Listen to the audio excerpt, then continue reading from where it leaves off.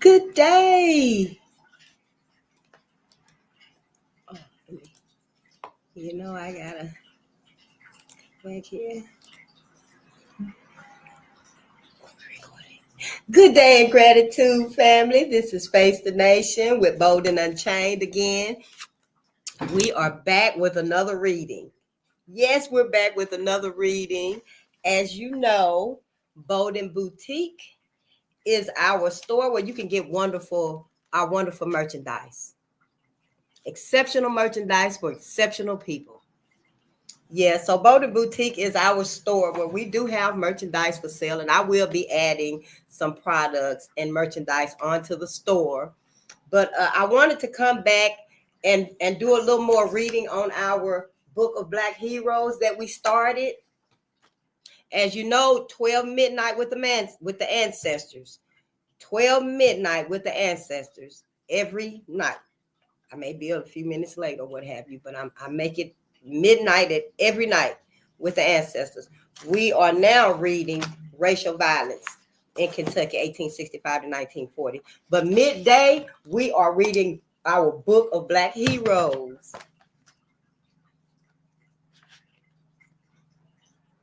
And as you know, if you haven't been on before, welcome. And if you're coming back, welcome back. Bolden Unchained is here to assist in the uncovering and the confronting of the many agendas, projects, plans against Black America. That's why we're here. We're here to help unveil all the hurt, all the hidden hurt that has been done, the root of our disconnect. That's why Bolden Unchained is here. We don't sugarcoat anything. We try to make it less traumatizing if that's possible. However, we don't sugarcoat anything from our readings.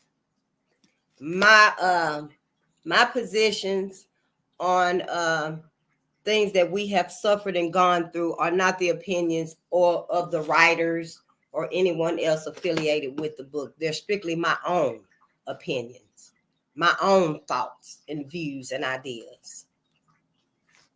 So yeah, I'm still working on that introduction thing too. But I made it here. And I want to stress to you, Black America, whatever your niche is, whatever your skill, your talent is, take it on the road. Show the world your gifts. Black America, we are in another awakening. I don't know how many of us are aware, but I do know that Black America is in another awakening. How did we end up in another awakening? How did Black America end up in another awakening? Whereas before, it's everyone against us. Yeah, we have our allies. We have those who have put projects and programs in place to assist us with our goals and our aspirations, our endeavors that we wish to pursue. Just a little bit. Just a little bit. Give us just enough. But I digress. So today, we're going to start with a video first. How about that? And the ancestors are with us. The ancestors are with us. This video right here is like right on time. It's to do with Black inventions and patents, the many, many inventions that Black America has contributed to this country. We're still contributing to this country. It may not be as fluent as we are learning that our contributions have contributed to this country. Practically everything life-sustaining, everything pro-life that exists in this country came from Black people. Came from Black people. Yes, Yes, it did. Now, I'm not saying that white people didn't invent things that we need for life. But what I'm saying is Black people built everything this country needs to sustain life. That's what I'm saying. And, white folks with their inventions and stuff probably go over there and talk about that with them and stuff. Because for Black people, yeah. Mm-hmm. So let's check out this video right here because this is fire. Willie D. Live. But see, I just think athlete. No, I think black guy. I think automatically black. Unless you're going like this. I was watching hockey, right? And man, I think white dude. Even though there were black hockey players, I think white dude. If I go with the tennis, did you watch? When I think hockey, I think white. You see what I'm saying? But there are, but three black guys. There's more than that though. What, 6? There's about. Plus the puck. That's about. It ain't that. But there's a lot more than you think. And another thing too is, black people invented hockey in 1895. Black people invented hockey in 1895 in Nova Scotia, 22 years before the NHL. There's a book called Black Ice. You can see it. And when I was talking about the history of comedy, I always bring up this book called On the Real Side by Mel Watkins. It's called On the Real Side: Laughing, Lying, and Signifying the History of African-American comedy from slavery to Richard Pryor. It's a book that every comedian, it was in the 90s. I read it in college. You should get that book to learn about who came before you. Because they used to, remember Barrel of Laughs? Where they say it was a barrel of laughs. Mm-hmm. Well, they used to make black people laugh in barrels in certain towns because they were too loud. So they go, you got to laugh in the barrel. You black nigga, you laugh in the barrel. So all of that. Yeah, right. I remember. A lot of that was horrible, bro. So that's why my comedy, I try. Subjected us to, man. I try my, the atrocities that African Americans have been through. I'm surprised we are this peaceful. My brother. Surprised we are this peaceful to others.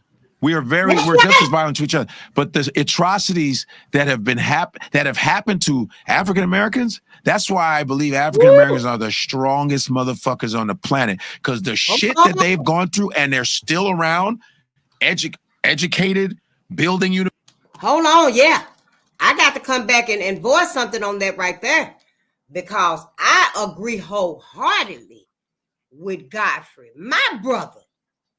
I'm surprised too that black people is so calm and peaceful. All the hell, so trusting still. I am so surprised. That's why we are exceptional people. We are exceptional people.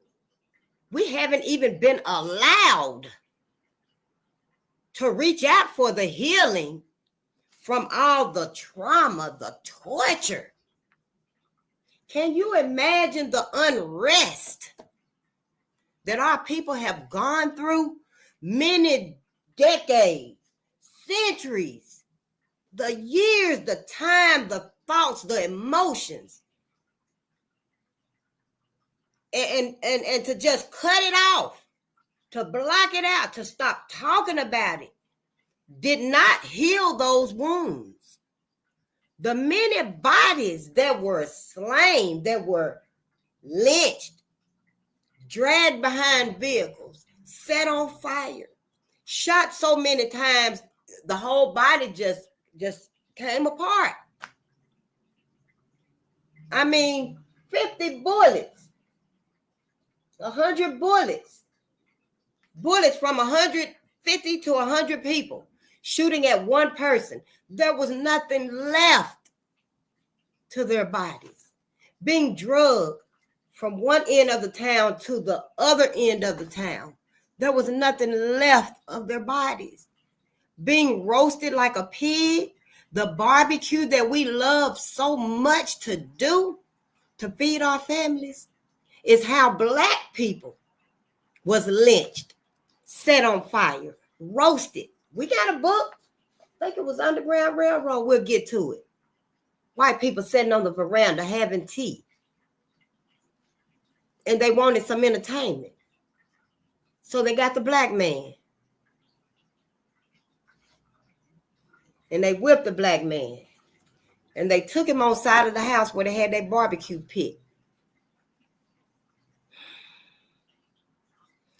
And they hooked him up. They strapped him to that barbecue pit. I don't know, it must have been a special pit for a man. Because they were able to raise and lower his whole body on that fire as they turned him. And he's screaming and crying, begging for mercy. And they drinking their tea on the veranda. They're walking the grounds. They needed the entertainment. They needed to be able to release whatever is in them that them actions needed to be done. I don't know. We need to find out. We as Black America, we need to find out.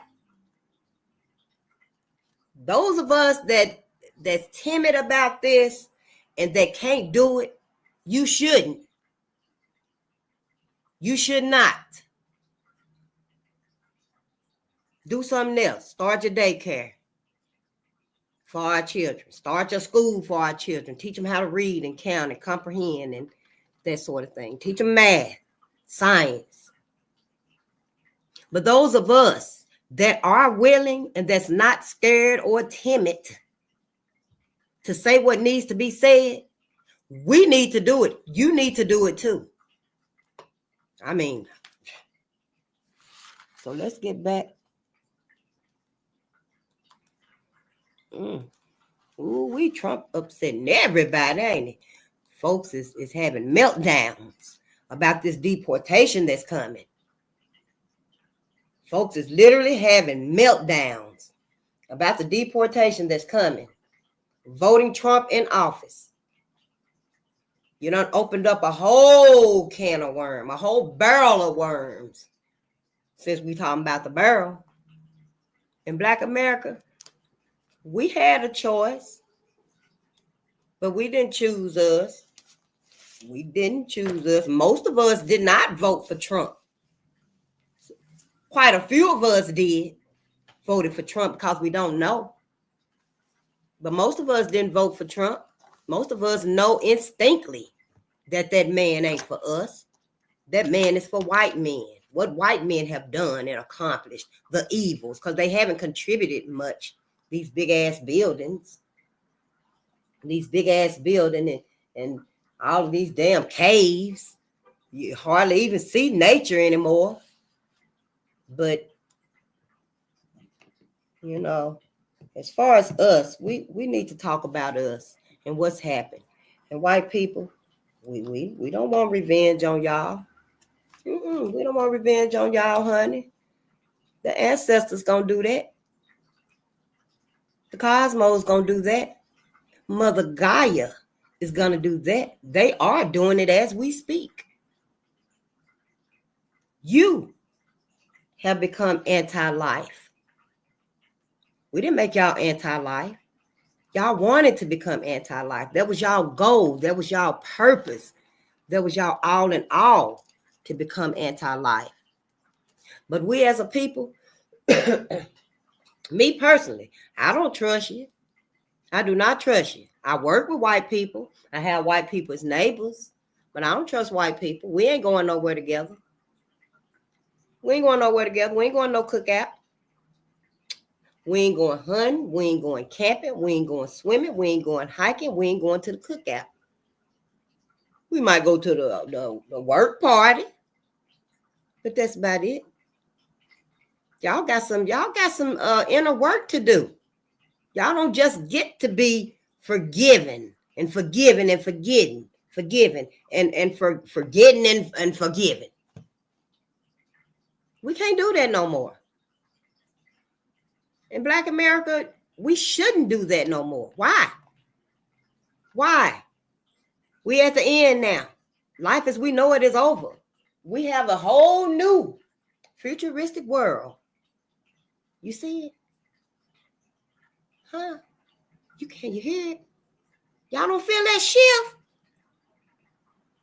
But let's get back to our video because we are going to read our Black heroes. You already know. Universities inventing damn near everything in America. It's unreal.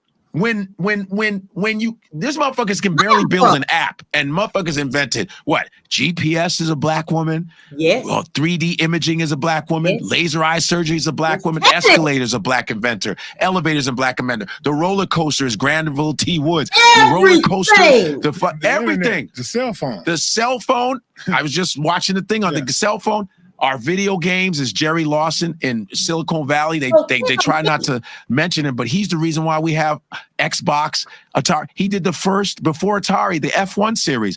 Jerry Lawson, a black dude who invented home videos. Super Soaker, Lonnie Jackson. It just goes on. Sanitary napkins. It's a woman. Our ADT, our security system, is a black woman in Queens. Mary Van Brighton in 1966. She invented the home security. All of this shit we did to move the society ahead, and we still get shit on. And African Americans still get shit on. I can say I'm African American because I was born in America, and I know it's like to be called nigga and all this other shit. But African American history, the shit that they, intelligent. You talking about open heart surgery, Daniel Hale, plasma, Charles Drew. We can keep going. Surgical equipment, black people inventing, just constantly inventing, and they took everything and lied. But now things are coming into the light with all these black inventors. And black people are still thriving. Black women have the highest degrees in America. Yeah.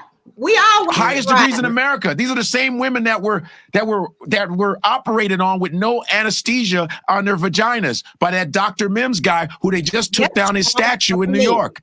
These are black slave girls raped, but they're #1 in academics. Yep. The fuck? Black people are the strongest, man. African Americans are the strongest. Woman. You guys are and the culture is the strongest because everybody around the world copies African Americans and then yet disrespects them to the fucking highest. And it's annoying. And enough of that shit. And African Americans, we got it. That's why it's the unity thing. All it is unity. It's all we need. And it's a wrap. It's game over. All we need is unity, man. And they know it. It's like, you know what it's like? It's like, boy, you got a lot of potential, but you eat like shit. All you got to do is eat right, and your body starts working for you. It's like we are a body that is eating like shit. And once we all start eating right and start feeding ourselves the right shit, the body starts working right. It's one body working right. I'm telling you. It's all unity shit. It's nothing else. I want to hear. Black people are going to school. Black people go to school. Black people read. It's the unity part. It's the unity part. Stop running up other people's asses. Our culture is the shit. African, Caribbean, African, it's the shit. Check this out. I'm going to show you how I afforded this car. Oh, wheels, baby. Okay, you ready? Y'all been $118 for car insurance. That's how much I was paying. Okay, I picked up the car a few months ago, and watch this. Ready? $97 premium. $20 were my fees. $100.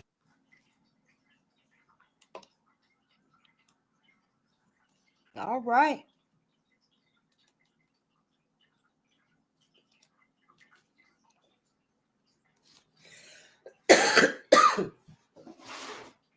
So yes, that was Godfrey. Brother God. What's his name? Well, that was on Willie D. That was on Willie D Live. But that was our brother Godfrey. Yeah. I don't know his name and stuff. I've only seen a couple of his videos and his shorts and stuff. But he ain't sugarcoating nothing. He ain't lying. Where to lie? He ain't lying. Black people did build, invent, contribute everything that we need for a sustaining life in America. Yeah, white people took it. You took everything. You stole every patent, every invention, every thought, every idea. So you can put it into your futuristic world amongst all these caves and huge establishments that you've built that are so cold. Meanwhile, you are anti-life and you're cutting down trees. You're paving over nature's hair. The grass is Mother Gaia's hair. You're paving over it. I don't know. All I can say is your futuristic world is not pro-life. But but for society, back to what I was saying and stuff, maybe I need to get a little notebook or something to keep myself on track, but that's all right. That's all right. Me and the ancestors here, we know what I'm trying to say. But I just feel like, society reaps all the benefits more than we do. More than we do. Society reaps all the benefits of Black America's inventions, our contributions, our vibes, our essence is what's keeping everyone else alive and sustaining and maintaining. Because the evil that they've done, the evil that has been done, it shouldn't be no prosperity nowhere over there.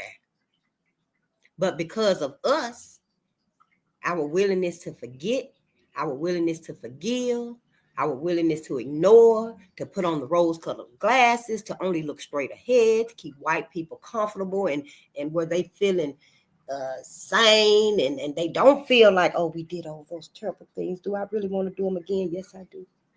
But I'm not going to say it. I'm not going to mention it. They don't know. I'm going to keep it hidden.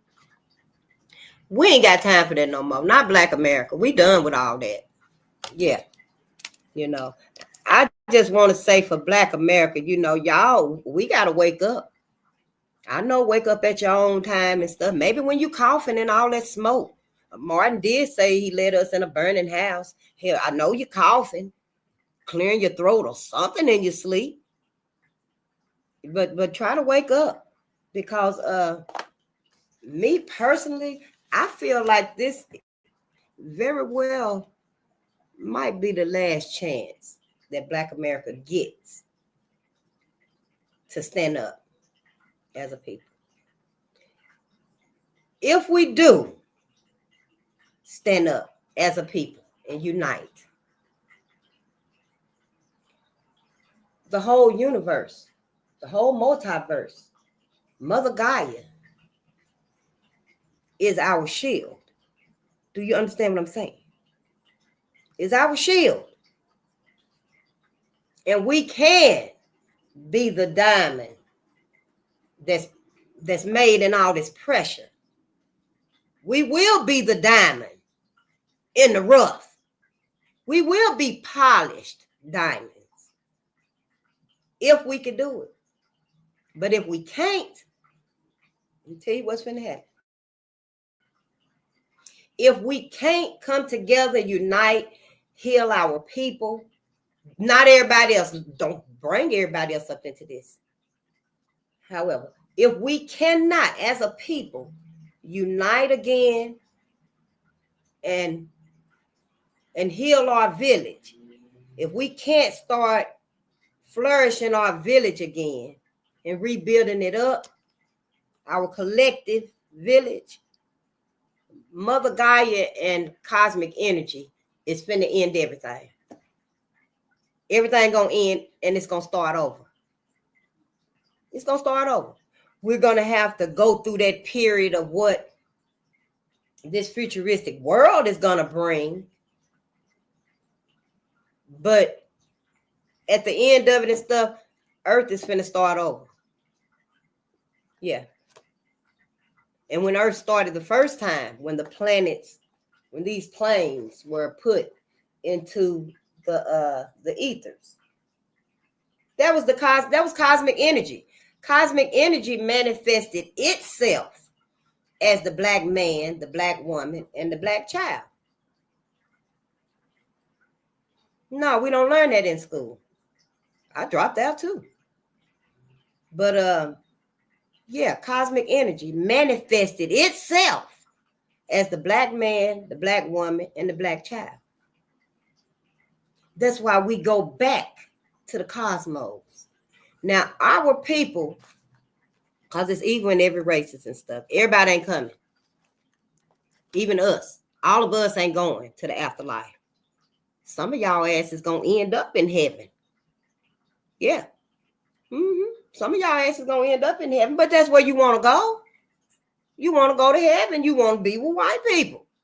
You want to spend your eternity with white people. But I guarantee you, I promise you, our ancestors do not, and they are not in heaven with these people that did these things.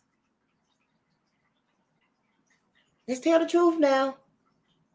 So what I was saying was our people that are lost, that have literally taken on the anti-life essence of, they won't be going to the afterlife. The ancestors not going to let them through to the afterlife. No. They're going to be like in some type of purgatory. Remember how on Superman and the three Zod, whatever his name was, they was in that flat thing and they were just flipping around through the universe. Something of that nature. But all of us won't be going to the afterlife with our ancestors because while we was here, we didn't focus and pay attention. We didn't care. We ignored. I know they tell us that there's a heaven and there's a hell. This is hell right here.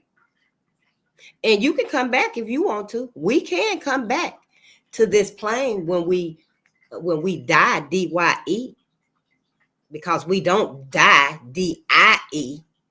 We just D-Y-E. We die. We die out. We become another color. In the afterlife, we are just a brilliance. We're a brilliance. Here, we're shades. We're all shades here. Now, it's true. We all are one people. Meaning we all have a head, arms, legs, or feet. We ain't got multiple feet like dogs and cats and stuff. So we are similar in that way because mankind did come from humanity.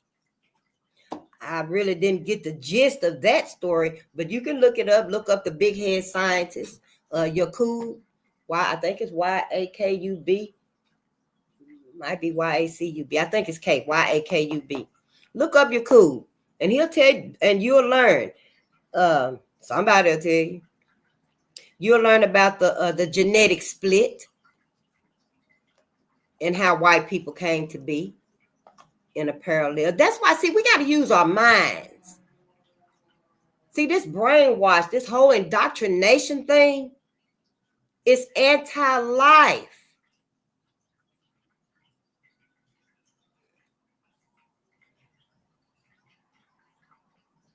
Humanity and mankind are different. Humanity and mankind are different.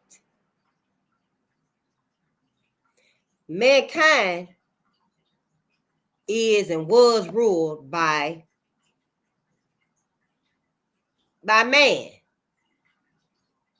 Humanity is governed, ruled, controlled by nature.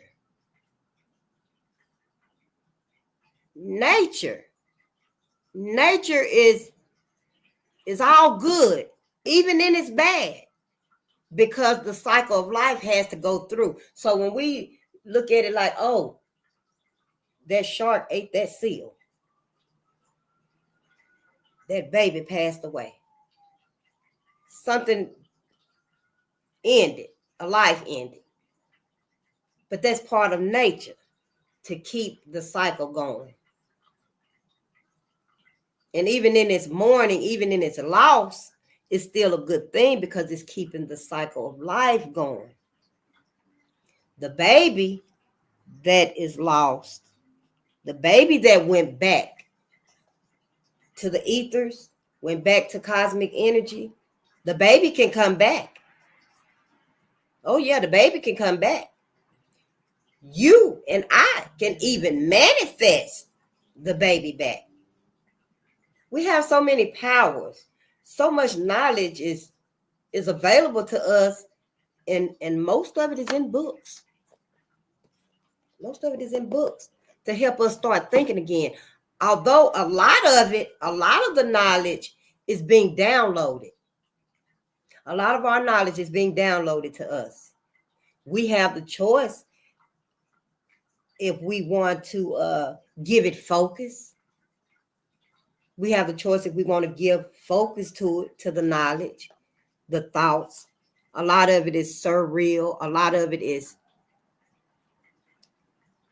fearing. It make you quake on the inside. To the fear of blasphemy, I'm speaking personally.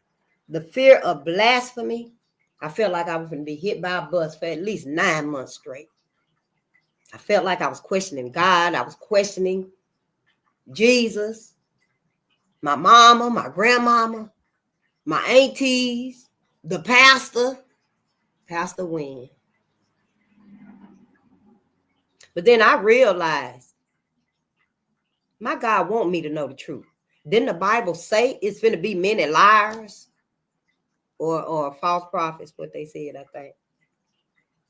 But I have never read the Bible, not the whole Bible. I couldn't even get through Genesis. Somebody beget somebody else. And I had my notebook even then as a little girl. I tried to read the Bible. I truly tried. But when I got to that part, and Jesus must have called somebody a prostitute, a hoe or something. I was just a little girl. And I just couldn't stop laughing. And it just didn't make sense. It didn't resonate with me. And I read some books in the Bible, like I read Ruth, the book of Ruth, and Boaz. So I do know some stories of the Bible. But recently I learned out that the flood, when it rained 40 days, 40 nights, that's symbolic of the flood of Gilgamesh or something else like that. But anyway, I never read the Bible and stuff. But my mama taught me, do not be out here stealing, killing, and destroying. Don't be wanting somebody else's man and their clothes and their shoes and their car. Go get your own. What? She can fly? He can fly? Well, hell, I can too. Shit, I just got back from teleporting when I woke up. We can fly too. And see, anything we think that somebody else can do, that somebody else got, that somebody else is capable of, we're capable of the same thing magnified. Because see, that's who we are. That's why we're here. I know I'm all over the place and stuff with this rant, but I'm trying to get used to my position. I stalled and procrastinated and waited, and then I was doing all this on my own too. So, I've been try to be very careful getting here to this point. But now that I am here, I want to talk. I want to get used to where I'm supposed to be and what I'm supposed to be doing. But like I was saying, Black Americans, Black Indians, us, we can do everything that everyone else can do. Magnify. I know we don't believe it because we don't believe in us no more. I know we don't believe it, but we can. You feel it? I know you feel the power. I know you, as a Black American, I know you feel the power. You feel the power in you. I know you do. You feel the exceptionality that's in you. Even from the little bit that you do glean. You may not know the history. None of us do really until we start doing the work. But I know you feel it. You feel the power. You feel something tugging in you, and that's your ancestors. That's our ancestors. Black Americans, see, we are something that's never been and that will never be. No, that will never be. After all this time, for all the love that everyone feels suddenly, it seems like suddenly, don't it? Everybody love us. Everybody want everything we got. Our looks, our lips, our butt, our vibe. or swag. They want everything. And they getting it. But one thing they can't get, they can't get that melanin. Not that key to melanin. They got synthetic melanin now. But they can't get that original because it is divine. I know you feel your divineness. I know, Black America. I know you feel your divineness. It's just time to let it be. That's what we must submit to. We must submit to our divineness, who we are. These people haven't gone to these lengths for this long of time so that we realize. No, they really don't want us to know who we are. The significance to life that we are, like the bees. You know, if they kill off all these bees and stuff, it won't be no more pollination of the plants and stuff. Everybody gonna die. I think I read somewhere that if the bees die out, they kill the bees, and there's no more bees. Life, humanity, mankind will be non-existent in 4 years. It's been a while when I read that. I think it said 4 years. Might have said 14. But I'm pretty sure it said 4 years. Look it up and let us know. This is my great-grandmama. Yeah. This is my great-grandmama, Eileen Collier. Yeah. Eileen Collier. AIRLENE COLLIER. Yep. This is my great-grandmama right here. I talk to them. You got to talk to your ancestors too. All of them. Yeah, I got mama and grandmama over there on the wall right now. I have a book over there of ancestors. When we transition it and we go to a new plane, a new level of living, of life,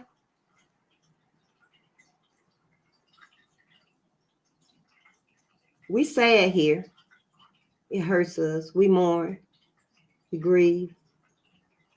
But we have to know that we are only here for 2 reasons. Bet you didn't know that, did you? Yep.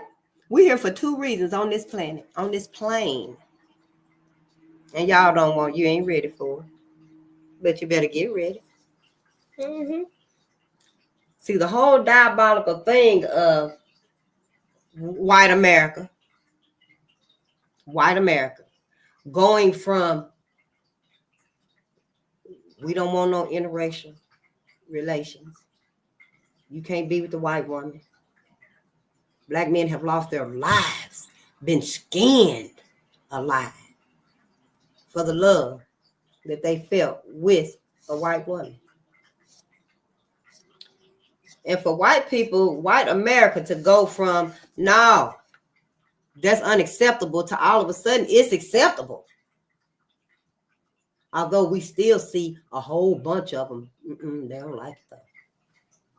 And they was right, because we wasn't supposed to procreate that way. We were supposed to procreate with us, because we are on this planet to heal our people and to have black babies. To have black babies and to heal our people. That's not to say that we're gonna not heal and care for the other peoples in the world, because we are a nurturing people. We are a nurturing spiritual people. It's been stripped away from us, but a lot of us remember, and a lot of us are seeking. So you see this whole setup that we are involved in, this love-hate relationship with white America. Ain't nothing else we can do. Ain't nothing else we can do for no racial reconciliation, as the pastor said in last night's live. The racial reconciliation, that the Bible should be the text. He did ask now. He did ask, if the Bible was sufficient for racial reconciliation. And he seems to be of the utmost certainty that it is. But I'm here to tell you, it ain't. It is not, and it will never be the text for racial reconciliation. How's the Bible going to be the text for racial reconciliation when they ain't even addressed this? How? You tell me. His white brethren, we know what that means. White people putting ideas in our mind. His white brethren feel the same way. Strongly, more strongly than him, feel that the Bible is the text to racial reconciliation. It's a whole mess. Mims to me. Make it make sense to me, Black America, because this is our last chance. Our babies out here, our masses out here just stampeding. We ain't never been this bad on each other before. But just to make that eye contact, ooh-wee, boy, we get some boiling in our blood, 0 to 100. Some of us, because we restless. For years, decades, centuries now, we've been so restless, just roaming, never really finding our foothold.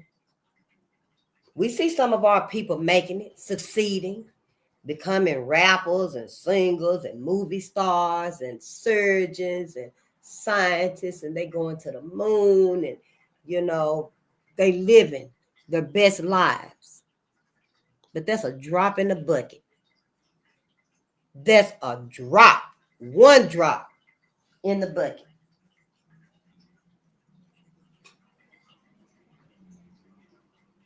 Oh, one drop in the bucket.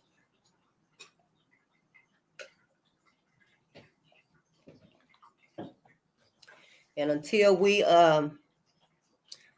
put the focus back on us again, keep the eyes on the prize everybody else is, we're gonna be a lost people. But we read Benjamin Banneker. Let's see if we could go back to our videos, and we're gonna get started. We're gonna go back with Benjamin Banneker. Yeah, we're gonna watch a little Benjamin, and then we'll get back to our book, ABCs. The ABCs. Book of Black Heroes from A to Z. If I can, let me see here. I don't want that. No. Show me a river that's so deep. Show me a mountain so high. I'll show you love that'll last forever. Flying high, so high. Show me a place where dreams are for dreamers. And all the things you wish would come true, yeah. I'd wish the world had less racist people. Then there'll be no more wishing to do. Here we go, right here, y'all.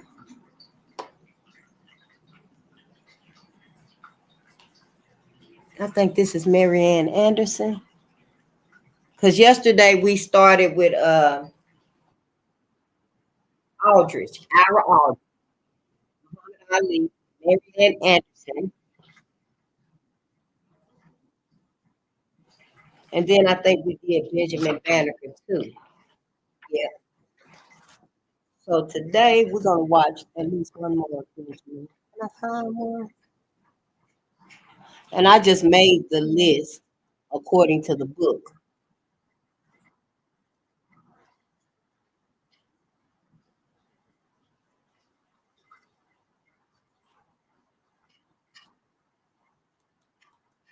Okay, here's one more on Benjamin Banneker. And it's not very long. It's only like a minute or so.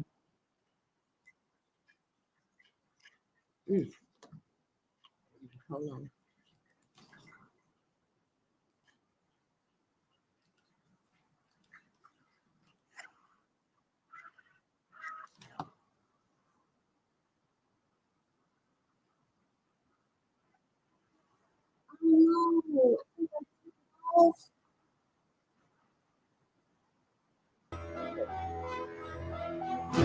Let me go back because there's a lot of text on here.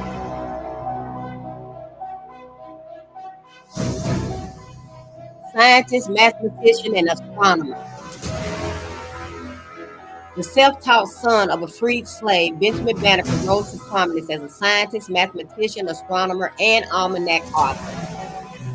In the mid-1700s, Banneker built a wooden clock that kept precise time for like 50 years, y'all, and helped famed surveyor Andrew Ellicott map the borders of Washington, D.C.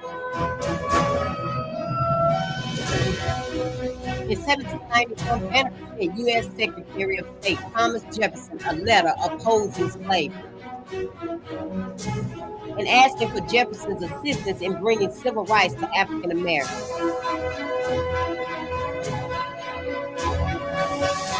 Among other talents, Banneker also maintained a 100-acre farm in Maryland where he spent time noting observations about nature. Banneker's knowledge of nature and astronomy led to a published series of popular almanacs before his death in 1860. He had 6 almanacs. An important intellectual and early American hero. In early American history, Banneker's many accomplishments helped pave the way for the future of geospatial. NGA, remember Benjamin Banneker?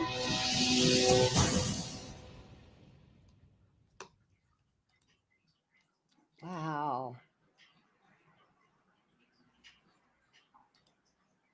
Okay. So we can take this off here. Oh, so let's read Benjamin. Benjamin Banneker, 1731 to 1806. He was born in Endicott, Maryland. Oh, yes. And he did have 6 almanacs. Yeah. And there also, I can have noted here, side notes, that there's a Benjamin Banneker Day.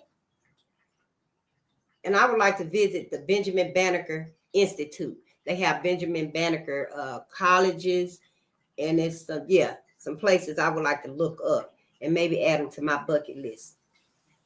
He's known as the Stargazer. The young man was amazed by the number of stars that appeared in the clear moonlit sky.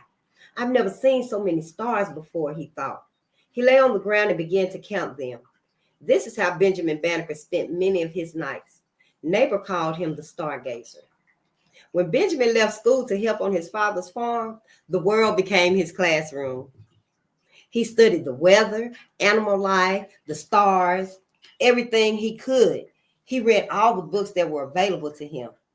By the time he was 20, Benjamin could answer the most difficult questions in mathematics, science, and philosophy. In 1761, he carved a wooden clock by hand, using only 2 models, a pocket watch and an old picture of a clock. It is said that the clock kept nearly perfect time for 50 years. See? Benjamin was the first Black person to receive a presidential appointment. In 1791, George Washington named him to the commission that laid out the city of Washington, D.C. Although Benjamin had never been a slave, he spoke out against the system that held his people in bondage. The young man who studied the stars became an astronomer, but he was also a mathematician, inventor, surveyor, philosopher, and an abolitionist. And that was Benjamin Banneker. Yes. And he was born in Endicott, Maryland.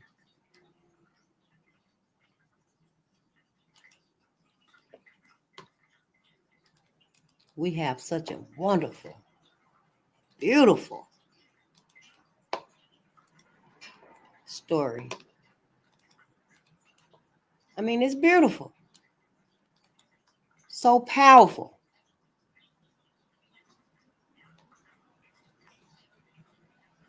So very powerful. Remember yesterday we listened to Marianne Anderson, The Whole World in His Hands? I remember that. Why is nothing working? Oh, my ancestors. But that's all right. That's all right. We finna go on and read then.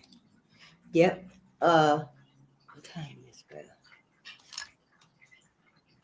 2:07. Mary McLeod Bethune, 1875 to 1955. I might go back to this. We might just watch the videos in another live just so we can, see her. Mary McLeod Bethune was born in 1875 to 1955, and she was born in Maysville, South Carolina. She's known as the Great Educator. Look at her.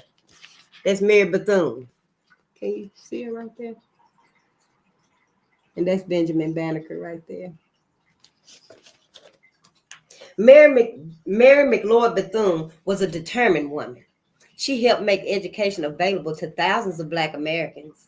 When Mary was a child, many people thought that education was a waste of time for Black children. But Mary wanted to go to school, and her parents supported her. She graduated from Moody Bible Institute in 1895 and afterward taught school in Georgia. In 1904, she moved to Daytona, Florida to establish a school for girls. Mary had only $1.50 in her pocket when she arrived in Daytona, but that didn't stop her. She sold sweet potato pies to raise money. She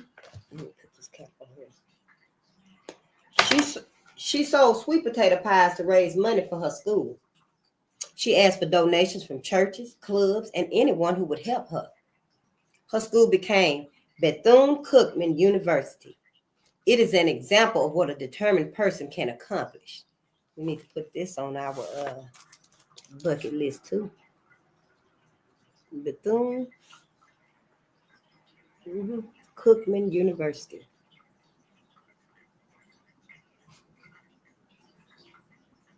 It is an example of what a determined person can accomplish. Mary used that same determination to fight for other equal rights for her people. She founded the National Council of Negro Women in 1935. She was also an advisor to 4 presidents of the United States. Her legacy lives on, and there's a lot more to Mary. Yes.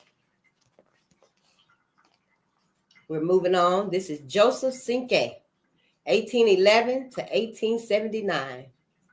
He was born in Sierra Leone, West Africa. He would not be a slave. Y'all remember the movie Amistad? That's one of my favorite movies. I love the movie Amistad. And they kidnapped the Africans on the ship. Well, Joseph Cinque, they overtook the ship and was heading back to Africa. And they were going back to Africa during the day, but at nighttime, they turned the ship around and headed them. They ended up somewhere, but they ended up in Cuba. Yeah, they ended up in Havana, Cuba. But he made it back to Africa. This is his story here. And we will watch videos on all of them. I put together a better playlist. That way I can easily go through them. Joseph Cinque's arms and legs hurt so much he couldn't move them. He and 52 other young Africans were chained together in the bottom of a ship. They had been kidnapped from their village in Sierra Leone and taken to Havana, Cuba. Now they were on a ship called the Amistad, and they were being taken to Principe, Cuba, Principe, Principe, Cuba, to work as slaves. Joseph was determined to be free. One night, he and the other Africans escaped from their chains. They went to the deck of the ship, seized weapons, and fought with the ship's crew. All but 2 crew members were killed.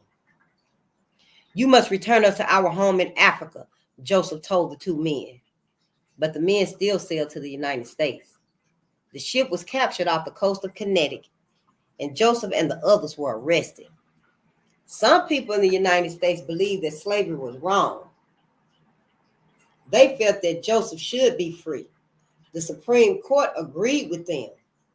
In 1842, Joseph and the other brave Africans finally were able to return to Africa. When we watch some videos of Joseph Sinkay, maybe we'll see what it was like when he returned to Africa. I think there was another movie I had watched, and the lady returned to her homeland, but after all them decades, it was much different, and most of her family were deceased, and Coppin, Fanny M. Coppin, but it's Fanny Jackson Coppin. This book has Fanny M. Let's see. That's her right there. And that's Joseph Sinkay on this side over here. This Joseph Sinkay. So this right here is Fanny M. Coppin. I always thought that song by the Beatles, Fanny B. Tender, was Fannie Lou Hamer, and now Fanny Coppin, because I didn't know about Fanny Coppin. Birthplace, she was born in Washington, D.C., 1836 to 1913. A dedicated educator. She was an educator too. Fanny was born a slave, but an aunt brought her freedom for $125 and then sent her to school in Rhode Island. The thankful young girl never forgot her aunt's generous help. She repaid her by helping others. Fanny became a teacher. Fanny Coppin was one of the first Black women in the United States to receive a college degree. After graduating from Oberlin College in Ohio, that's Oberlin, she was eager to teach. At first, she taught newly freed slaves how to read and write. Who need to learn how to read? I can sound out. We could do a night class, at least 30 minutes or an hour, whatever time you get. Inbox me. In 1865, she was hired to teach at the Institute of Colored Youth in Philadelphia, Pennsylvania. That school is now called Cheney University of Pennsylvania, Cheyney. Cheney. Fanny became principal there in 1869. Coppin State College, which is located in Baltimore, Maryland, was named in honor of this former slave who became a dedicated educator.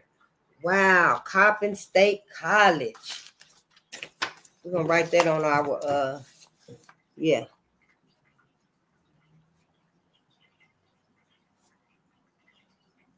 on our bucket list too.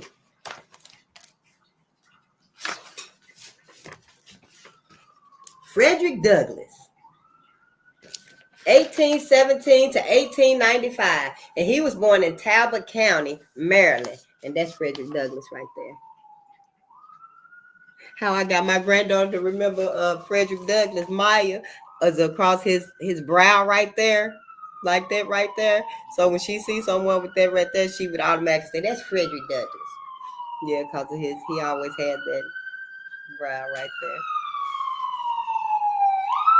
A trumpet for freedom. As the tall bearded Black man spoke, you could hear a pin drop. When he finished his moving speech, not a dry eye could be found in the entire hall. Many people were troubled to hear about the cruel conditions of slavery. They knew it was bad, but they did not know how often slaves were whipped and killed. Many were surprised to find out that children were taken away from their parents and sold. Frederick Douglass, the greatest anti-slavery speaker of his time, detailed these cruelties and others. Through him, people experienced slavery. Frederick was born a slave in Maryland. He escaped to New York when he was 21 years old. Like many other Black people who were able to secure their freedom,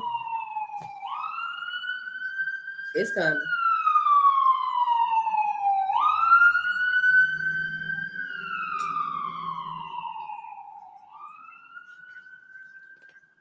Frederick was born a slave in Maryland. He escaped to New York when he was 21 years old. Like many other Black people who were able to secure their freedom, he wanted to see his people free too. This self-educated man began to speak out against slavery. Frederick became such a well-known leader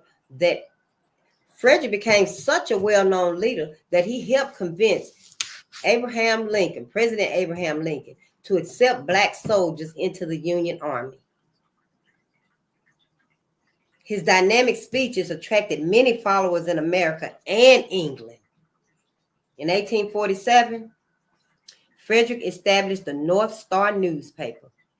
He was later named a United States Marshal in Washington, D.C., and in 1889, he was appointed America's Minister of Haiti. Haiti. H-A-I-T-I, Haiti. I don't know why I was calling it Haiti, but it's actually pronounced Haiti. People are still moved today when they read Frederick Douglass's powerful speeches.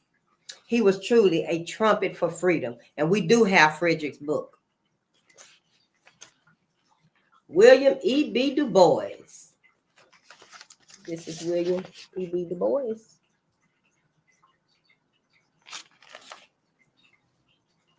1868 to 1963.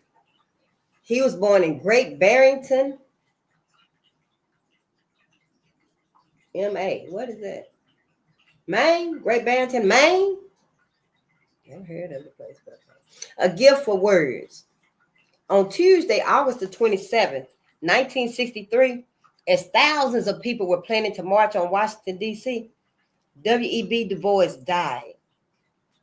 Some people cried when they heard the news. The great black leader who had been living in Ghana, West Africa, would be missed.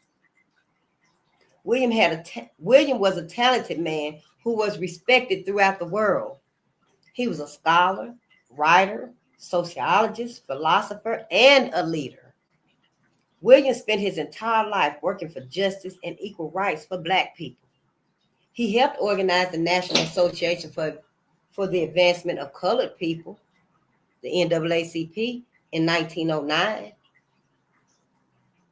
We're reading about some of it now. This great civil rights organization has led the fight for black equality for over 75 years. William worked as editor of Crisis, the NAACP magazine. He wrote more than 20 books. Souls of Black Folks is the best known, and we got that book too. We'll be reading it. Many people have been involved in the struggle to make a better America, but no one was more outspoken than William. He supported the fight for black rights in Africa and throughout the world, and he was a leader of the peace movement. Not everyone accepted his ideas. He was attacked by those who disagreed with him. After years of struggle, he moved to Ghana. On August the 28th, the historic March on Washington was held. The would have been proud.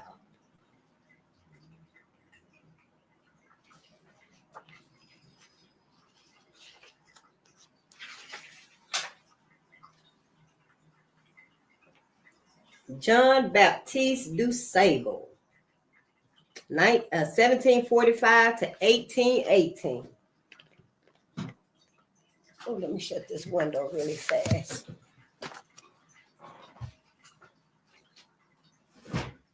Oh, you know I get cold. Sure do.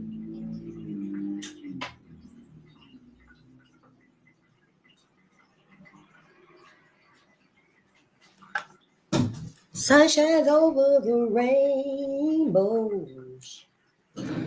high on a hill. Take a ride on the magic carpet, then you'll know it's for real. John Baptiste du Sable, 1745 to 1818. And he was born in Haiti. Founder of Chicago. Didn't I just say on one of the previous lives, I think it was the Chicago riot, 1919, that I couldn't recall the black man that founded Chicago. Come through, Spirit. Chicago, Illinois is the third largest city in the United States, but few people know it was founded by a black man, John du Sable. John was born in Haiti, the world's oldest black republic. He moved to St. Louis, Missouri, where he became a fur trader.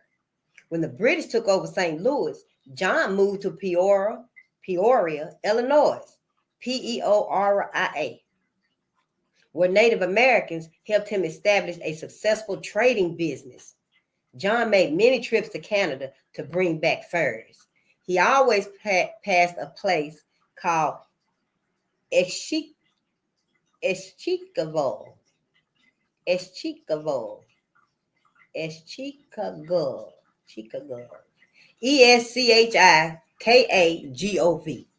Eschikagov. Eschikagov. That he used as a lookout point. He always passed a place called Eschikagov that he used as a lookout point. In 1774, he built a cabin there for his family. Other pioneers built stores and homes near his post. The settlement grew into a city that became Chicago. Many years passed before John was credited with the founding of Chicago. In 1968, 4 years before I was born, he was finally recognized as the man who founded one of the greatest cities in the world. John Baptiste du Sable. See, that's him. He founded Chicago. See, it's right. They see, there it is right there. Founder of Chicago. And now, honey, Chicagoans is fighting for their rights, and I'm on their side. Catherine Dunham, Dunham, 1910. I meant to look up when did she pass away. I thought I wrote it somewhere. Did I?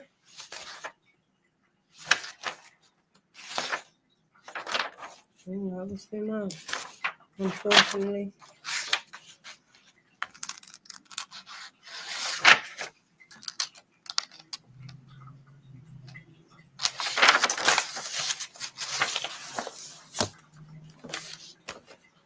And I write on everything. Yeah. And that's how we gonna be doing, yeah. Oh, this is Catherine. This is Catherine right here. I was looking at one of her videos, and she was the queen mother of black dance. Where's she was the queen mother of black dance. Do I have the Catherine Dunham? Told y'all right on everything. Yep, she was the queen mother of black dance. Catherine Dunham performs La Agia, an early creation based on a Martinique fighting dance. Catherine Dunham was a dancer, choreographer, and anthropologist. She used her many talents to make an important gift to the world. When Catherine was a college student, she won a scholarship to study anthropology in Haiti. While she was there, she studied Haitian dances. Catherine was the first person to realize how important these dances were. She believed they could teach people many things about Black history and culture. She knew they should be shared with the world. When Catherine returned to the United States, she brought the dances with her.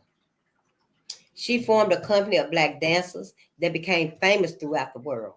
Catherine traveled to many nations and studied the dances of many cultures. She used the beautiful language of dance to teach people about themselves and others. Catherine is known as the pioneer of Black dance. Many of the dances she created are still being performed today. We're going to watch some of her dances too. Ooh, let's see here. Yeah. We'll go on to G. Duke Ellington. Ooh, look, that's Duke Ellington. Take the A Train. I was listening to that song a few weeks ago. Yeah, I didn't think it was him. It was a group. Well, I guess then they were in groups, weren't they? Duke Ellington, 1899 to 1974, and he was born in Washington, D.C. Take the A train.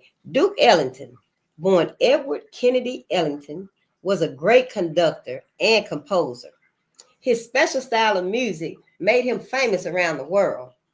He created jazz songs and orchestra music that influenced many musicians and attracted millions of fans. As a youngster, Duke showed talent as a pianist. He didn't like to practice, but he did. His friends began to call him Duke because he liked to dress in fancy clothes. Duke, yeah, get it? Music became Duke's full-time job when he was 18.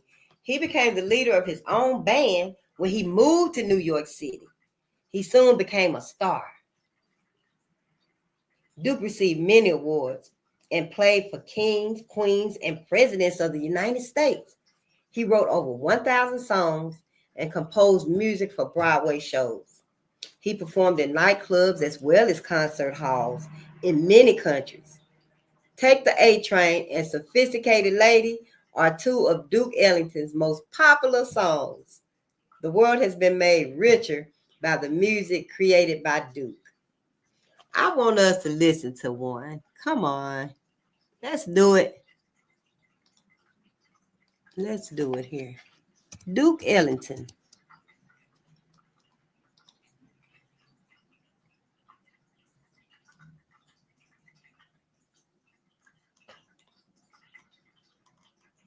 I found it. Sophisticated Duke. We're going to listen to Take the A Train.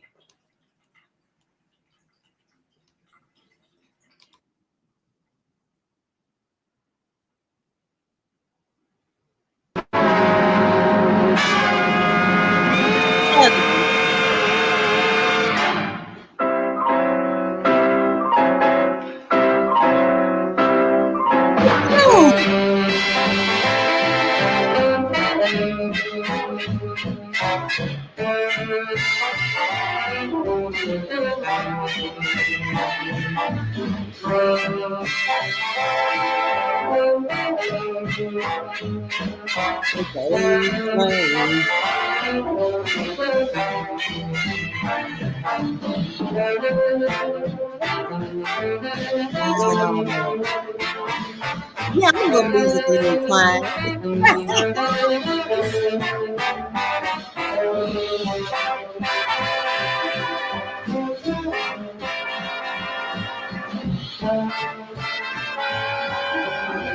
How many of them is it?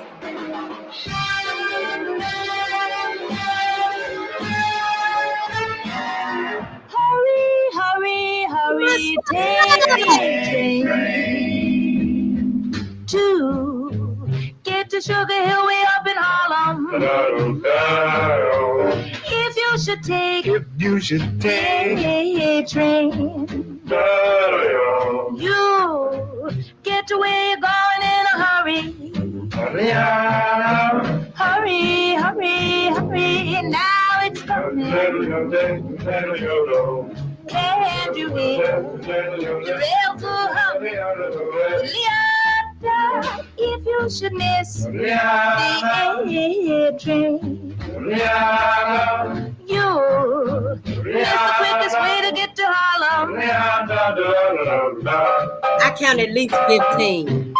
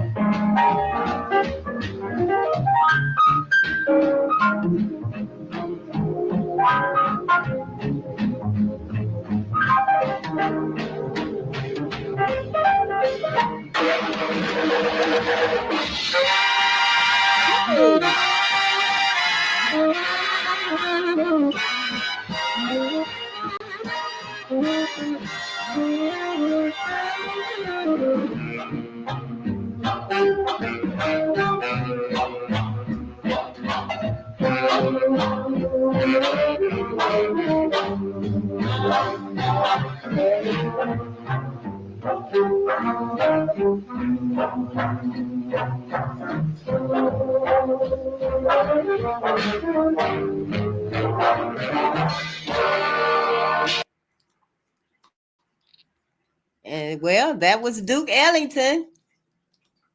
That was Duke Ellington. Take the A Train. Yeah, I had just watched that a few weeks ago. I think I was looking at something black and white, and that came up. So yeah. Oh, and if you want another of his songs, A Sophisticated Lady. Aretha Franklin, 1942, and this book doesn't have her date of death. You know, this here is actually one of the grandchildren's books, and I haven't read it. It just was on their shelf. I just thought it would be good to read it. She was born in Aretha was born in Detroit, Michigan. Yeah. The Queen of Soul. RESPECT. Respect. That word became very important to Black people in the 1960s. Aretha Franklin, the singer who sang about it, earned the respect of everyone who heard her. Beautiful Black voices were always a part of Aretha's life. Her father was a well-known preacher. Famous Black singers like Dina Washington, Mahalia Jackson, and B.B. King often visited her home.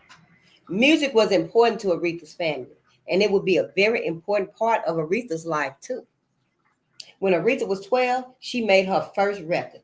By the time she graduated from high school, she knew she wanted to be a professional singer. At first, she sang only gospel songs, but later she began to sing popular music. Soon, everyone was singing her songs, and everyone knew who she was. In 1967, she recorded a number of chart-topping songs. Aretha Franklin became known as the Queen of Soul. Ever since then, she has been one of the best-known singers in the United States. Chain of Fools and Never Loved a Man are just two of Aretha's popular songs. I love Rock Steady. Rock. How about we look at some Aretha right fast?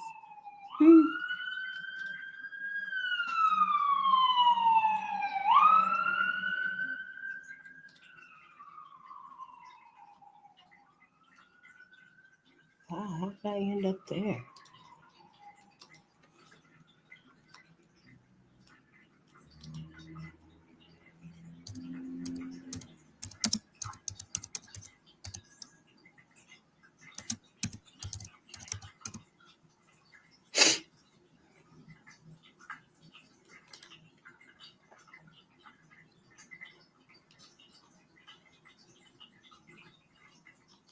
Okay, I found it.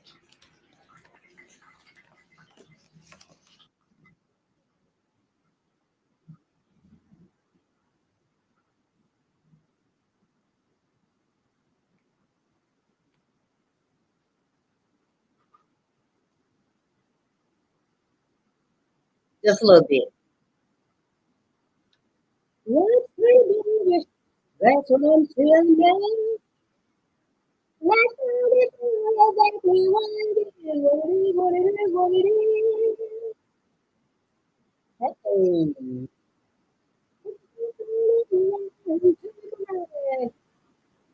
What's the What's the baby? Let's find exactly what it is.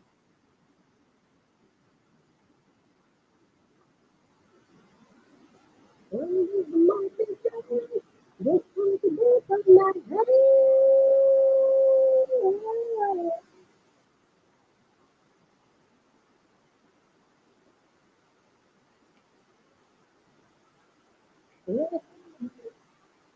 What's it is? What's it? Hey.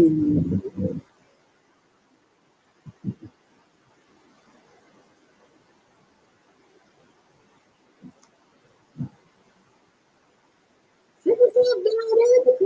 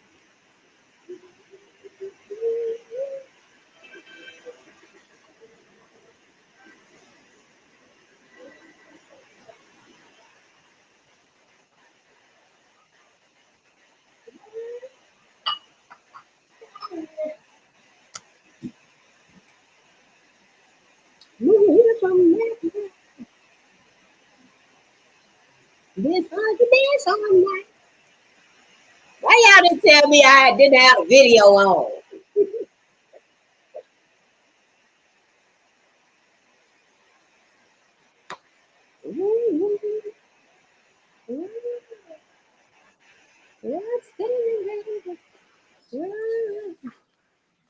All right, my sister.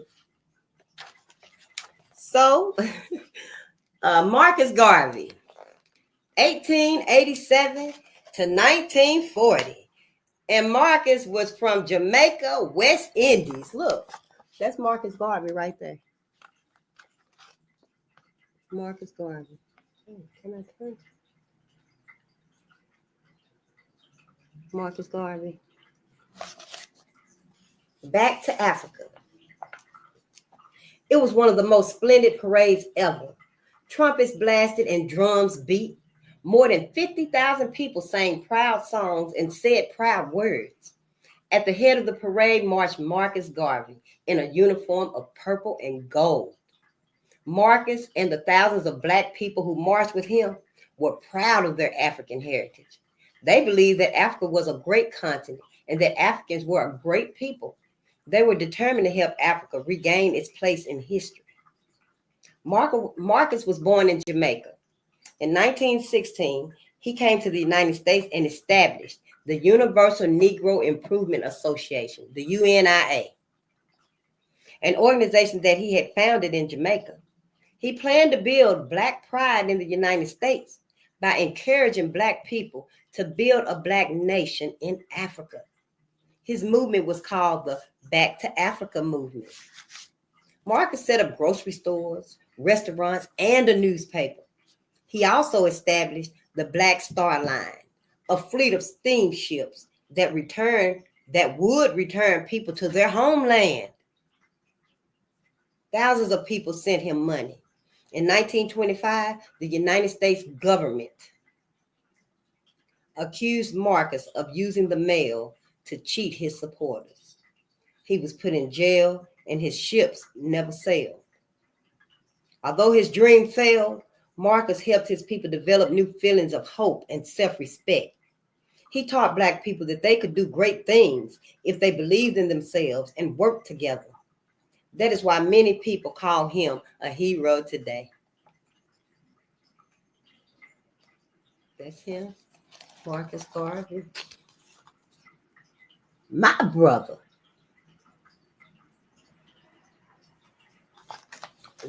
Althea Gibson, 1927, and she was born in Silver, South Carolina. I'll have to go back through this book since I'm reading it and put in the dates that they transcended.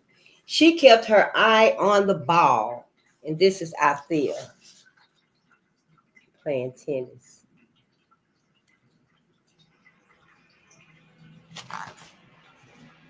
Tennis is a very exciting game, but very few Black people were recognized as great tennis players before Althea Gibson came along. Many people believed that tennis wasn't a game Black people could play well, but Althea thought differently. She knew anything was possible if she worked hard. Althea grew up in New York City. There were very few tennis courts in her neighborhood, but Althea was determined to learn the game and become successful. She became the first Black person to win major titles in tennis. In 1957 and 1958, she won championships at Wimbledon, England, and the U.S. Open in Forest Hills, New York. She also was ranked number 1 in the world among women players in 1957 and 1958. Althea Gibson became an international tennis star and an inspiration to others. Let's see if we can find a video of Althea. Althea Gibson. I know we can. And this right here will be it for now, for today. Until tonight, of course, you know. Yes, I will be back tonight. Midnight with the Ancestors. And you don't have to read a thing. I'll read. You don't have to read. Oh, I found her. I'm going to try to find the oh, she sings also. Is she singing here? Well, we're going to find one of her playing. Yeah, whoa. We're going to find one of me. Maximize.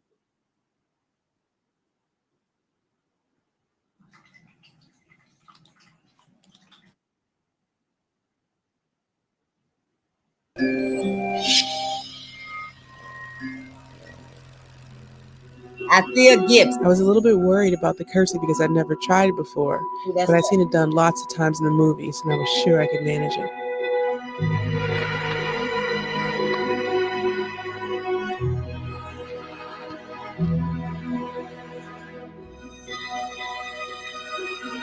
Three match points to Althea Gibson. Comes in, serves very fast, and Darlene Hart can only put it back of the net. And the new Wimbledon ladies singles champion, the first colored champion ever, is Althea Gibson from South Carolina. They tell me I kept saying, "At last, at last." We stood at attention and waited as Queen Elizabeth walked gracefully out on the court. "My congratulations," she said. "It must have been terribly hot out there." Shaking hands with the Queen of England was a long way from being forced to sit in the color section of a bus going into downtown Wilmington, North Carolina. Who could have thought that here stands before you a Negro woman raised in Harlem and went on to become a tennis player with the help of many, many people, and finally wind up being a world's champion. As a matter of fact, the first Black woman world's champion of this whole world. And believe it or not, I still am.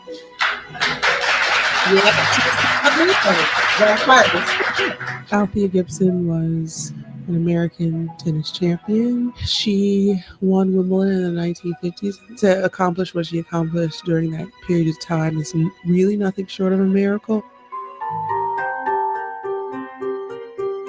Althea Gibson was a street kid in Harlem, in New York City. So that was a very tough upbringing in a very, very tough area in New York, in the slums of New York City. Her father was extremely tough on her growing up and would literally, physically box with her and teach her how to fight like a man. I always wanted to be somebody. It's why ever since I was a wild, arrogant girl in my teens, playing stickball and basketball and baseball and paddle tennis and hanging around bowling alleys half the night, I've worshipped Sugar Ray Robinson. And I think Sugar Ray Robinson, she knew quite well. He helped her train. It wasn't just because he was a wonderful fellow and good to me when there was no special reason for him to be.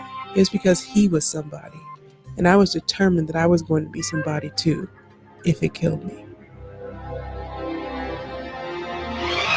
Little Rock, Arkansas, and the first phase of the trouble. The white population are determined to prevent colored students from going to the school their own children attend. Picketing the school, they clash with the police. The law of the land decrees integration of white and colored school children. But racial feeling still runs high in the southern states of America, as shown by these pictures taken by an amateur cameraman. The law of the land is rejected. It was a tough, tough road. Blacks had no privilege. Blacks had no freedoms. From riding on the back of the bus, not eating in a restaurant. And when the driver demanded that we give up this seat, I felt that the time had come to not take it anymore. African Americans were not allowed to play in tournaments to get rankings until 1950.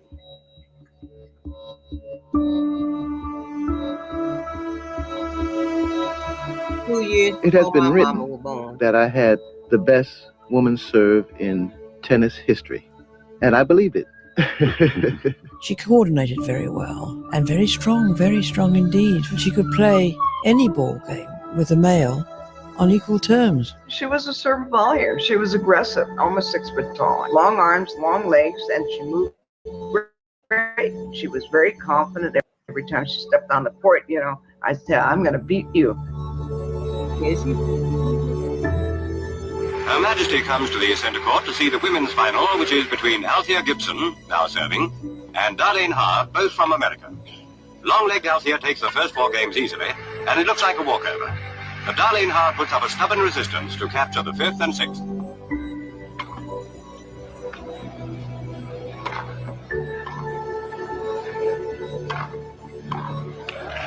Temperature in the centre court has touched a sweltering 90 degrees.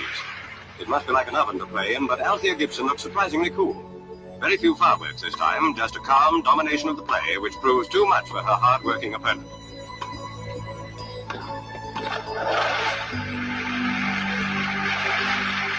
Miss Gibson serving for match point. Victory to Althea in 2 straight sets. She and Darlene Hart join forces later in the day to win the women's doubles. But first, the Queen comes onto the court to present the singles trophy to the 29-year-old girl from Harlem.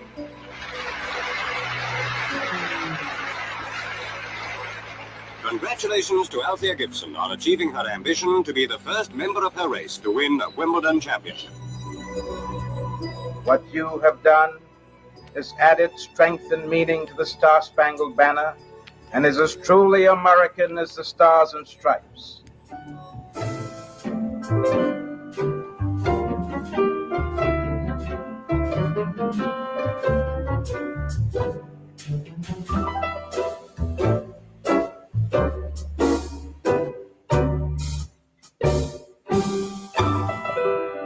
She said she's going to win.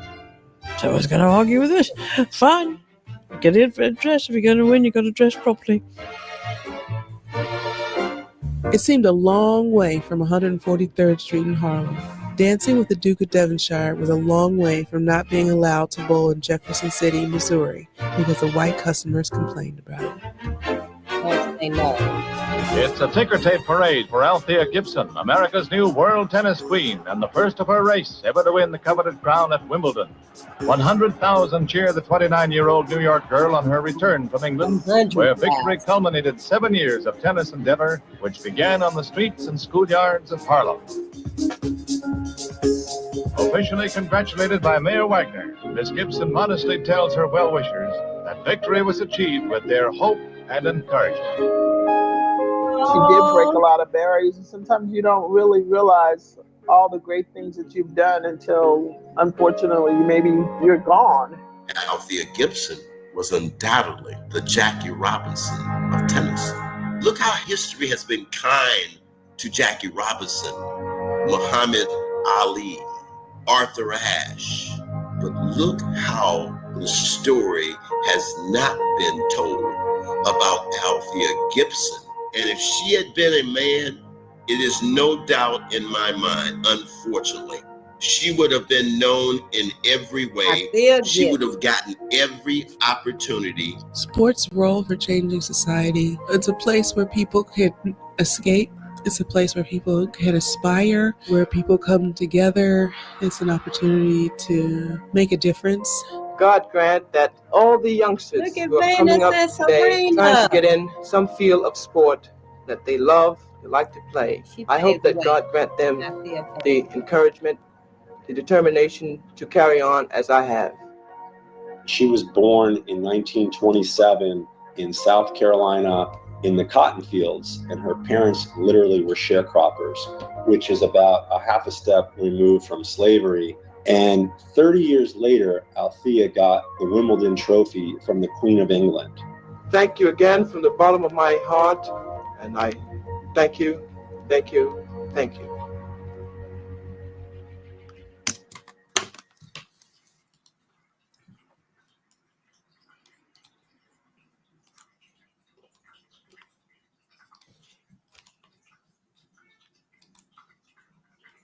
Thank you all so much for your patience and your time. Thank you, ancestors. And peace and power to the people. Yeah, peace and power to the people. Keep your head up. Keep your eyes on the